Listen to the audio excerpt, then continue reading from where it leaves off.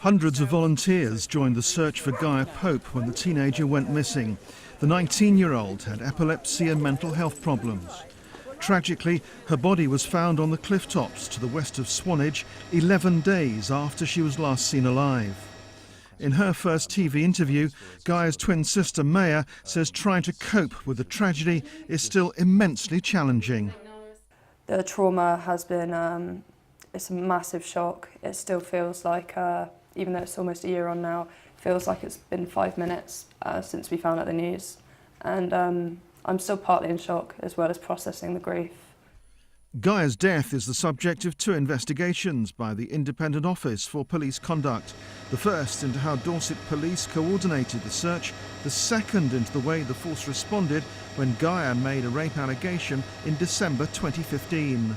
We've got no answers as of yet, and I think I'll start to feel slightly better when we get those answers. Once the investigations are completed, Gaia's family want to be able to question representatives from organisations involved in the case at an inquest. Steve Humphrey, BBC South Today. Hello, I'm Tony Husband. Welcome to South Today. Coming up between now and 7. Still looking for answers. A year after her death, we speak to the family of teenager Gaia Pope. The trauma has been, it's a massive shock. Feels like it's been 5 minutes since we found out the news. Who pays for Patricia's care? Now an MP joins her daughter's fight against her county council. Unseen until now, a legendary photographer unveils a special display of her work in her 90s. And festive spirit or forward planning? Why the High Street's proving home to Christmas shopping earlier and earlier. I always kid the grandchildren. First day of Christmas is August the 1st, but they don't believe me. August the 1st? That's when I start celebrating, yeah.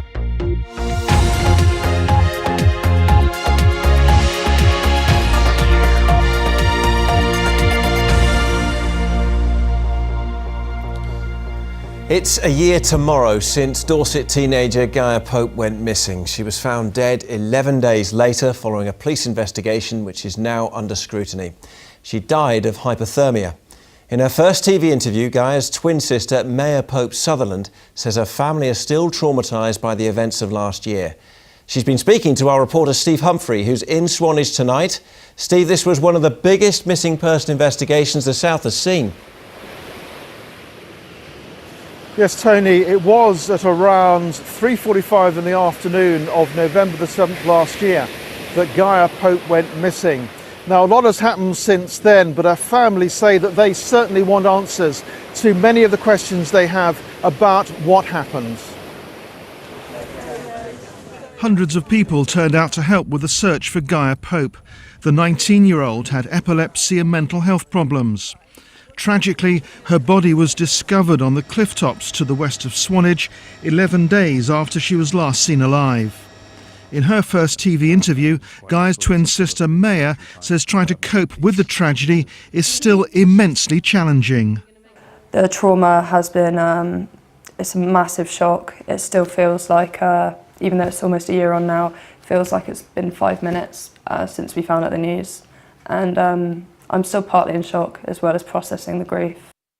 Maya has many fond memories of her twin sister.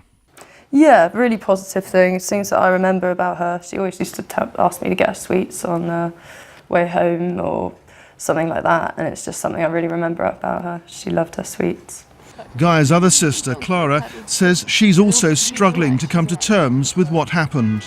It doesn't feel like there should be an anniversary of her death or an anniversary of any of the turmoil that we went through. It doesn't feel right. And it hasn't sunk in for me yet. Gaia's death is the subject of 2 investigations by the Independent Office for Police Conduct. The first into how Dorset Police coordinated the search. The second into the way the force responded when Gaia made a rape allegation in December 2015. And her family want to be able to question representatives from organisations involved in the case at an inquest.